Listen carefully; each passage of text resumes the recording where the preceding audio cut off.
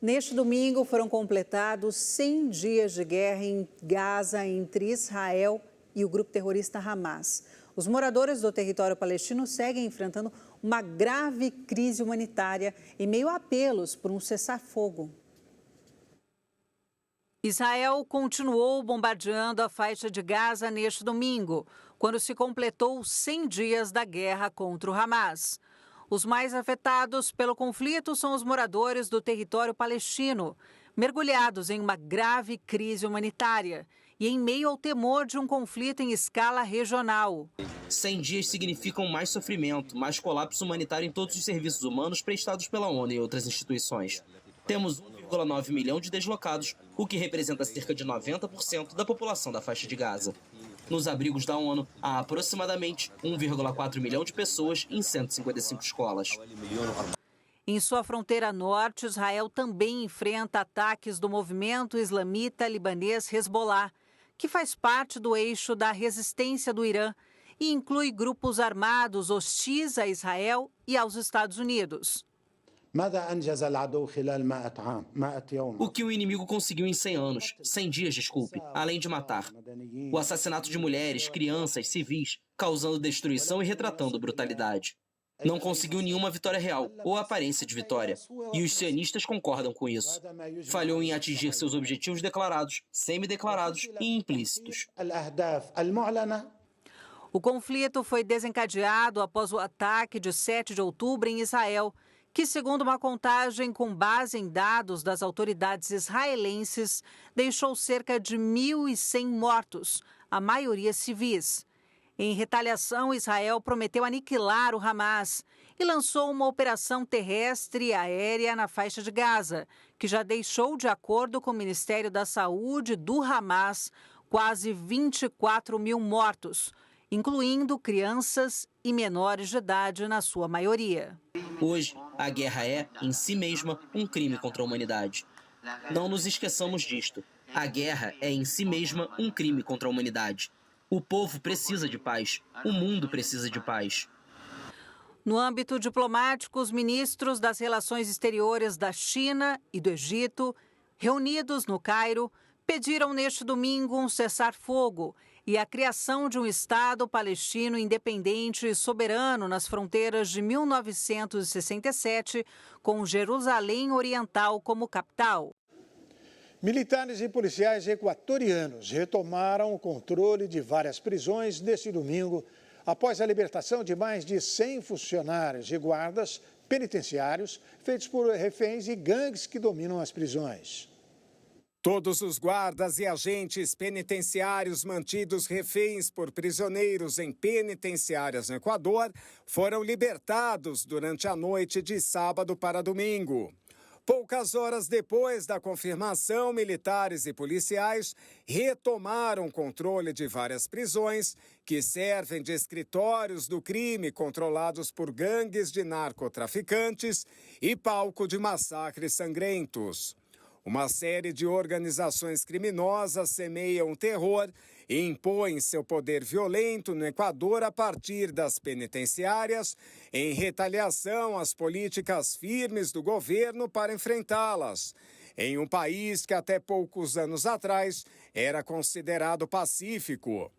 Desde domingo passado, o país está mergulhado em uma crise de segurança sem precedentes, provocada pela fuga de um dos chefes do narcotráfico mais poderosos do país, José Adolfo Macias, conhecido como Fito, de uma penitenciária em Guayaquil. Sua fuga foi seguida por rebeliões em presídios, tomada de reféns e ataques à polícia.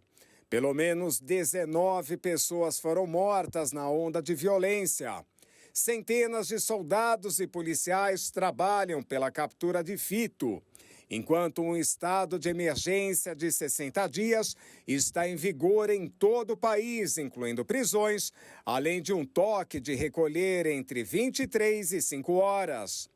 O Equador foi por muitos anos um país a salvo do narcotráfico, mas foi transformado em um novo bastião para os Estados Unidos e Europa, com gangues lutando pelo controle do território e unidas em sua guerra contra o Estado. A Coreia do Norte diz ter disparado um míssil hipersônico em direção ao mar do Japão nesta segunda-feira. A Coreia do Norte afirmou ter disparado um novo tipo de míssil balístico com uma ogiva hipersônica manobrável. Este é o primeiro lançamento de um míssil balístico hipersônico de alcance intermediário de combustível sólido e foi detectado no domingo pelos militares sul-coreanos.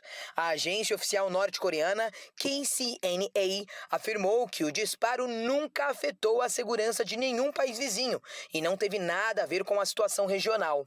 Mas a ação acontece dias depois de Pyongyang ter realizado exercícios de artilharia com munição real.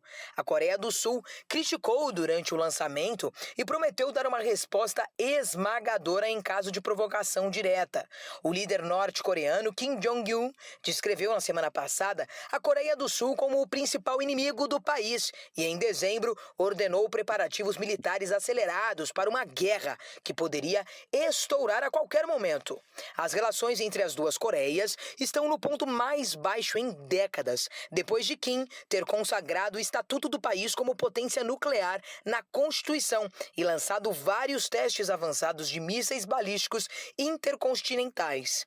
A Coreia do Sul e os Estados Unidos aumentaram os exercícios militares conjuntos, enquanto o Norte reforçou os laços com a Rússia. Frederico X se tornou rei da Dinamarca depois da abdicação de sua mãe, Margrethe II, após 52 anos de reinado. Um domingo histórico na Dinamarca. A rainha Margrethe II abdicou ao trono após exatos 52 anos de reinado, como havia anunciado em seu tradicional discurso de final de ano. Na ocasião, ela afirmou que uma operação nas costas, no último ano, a fez refletir sobre o futuro, sobre a questão de se era tempo de transferir as responsabilidades para a próxima geração. Após a assinatura do documento, ato inédito na história contemporânea dessa monarquia, seu filho Frederico X, de 55 anos, tornou-se rei. A retirada da última monarca reinante na Europa, prima distante da icônica Elizabeth II da Inglaterra, surpreendeu os dinamarqueses, porque a rainha, de 83 anos, havia dito que permaneceria no trono até sua morte. Margaret vai preservar o título de rainha e sempre poderá representar a Casa Real em cerimônias oficiais. Após a oficialização da abdicação, o novo rei foi até o balcão do Palácio Christiansborg, em Copenhague. Vestido com uniforme militar de gala, o soberano foi saudado por mais de 100 mil súditos, ao lado da esposa, a rainha Mary, a primeira plebeia a alcançar o posto. A popularidade de Frederico X é forte em todo o país e 82% da população acreditam que o seu novo posto será bem executado. Na Dinamarca, o papel do monarca é representativo e protocolar. No entanto, este chefe de Estado assina leis e preside a formação do governo, com o qual se reúne de forma periódica.